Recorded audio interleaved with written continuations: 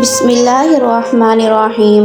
محترم ناظرین، السلام علیکم۔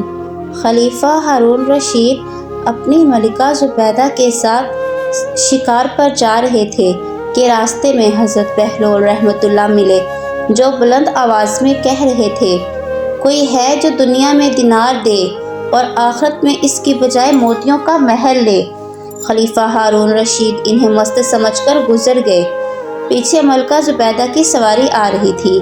ان کے کانوں تک بھی بزرگ کی آواز پہنچی۔ انہوں نے سواری روکنے کا اشارہ کیا اور عقیدت سے حضرت بہلول رحمۃ اللہ کی خدمت میں دینار پیش کر کے روانہ ہو گئیں۔ رات کو خلیفہ ہارون رشید نے خواب میں دیکھا کہ جنت میں ایک بہت ہی خوبصورت محل ہے جس پر قصر زبیدہ لکھا ہوا تھا۔ جب انہوں نے اپنی بیوی کا محل سمجھ کر اندر جانے کی کوشش کی تو دربانوں نے انہیں فوراً روک کر لوٹا دیا۔ بڑے پشیمان ہوئے۔ بیدار ہو کر خلیفہ نے ملکہ سے خواب کا ذکر کیا اور پوچھا کہ تم نے ایسا کون سا نیک کام کیا ہے جس کی بدولت اللہ تعالیٰ نے جنت میں اتنا عالی شان محل خاص تمہارے لیے بنایا ہے؟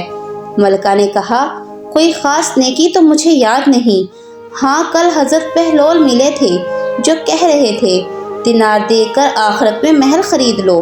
اب تو خلیفہ بہت شرمندہ ہوئے اور اسی دن دوبارہ شکار کے لیے روانہ ہو گئے اور انہی راستوں سے گزرے۔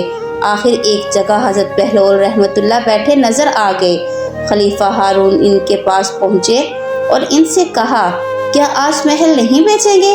حضرت بہلول رحمۃ اللہ نے کہا، اپنا بوریا بستر جھاڑ کر اٹھایا اور یہ کہتے ہوئے چلے گئے کہ آخرت کے سودے دیکھ کر نہیں ہوتے۔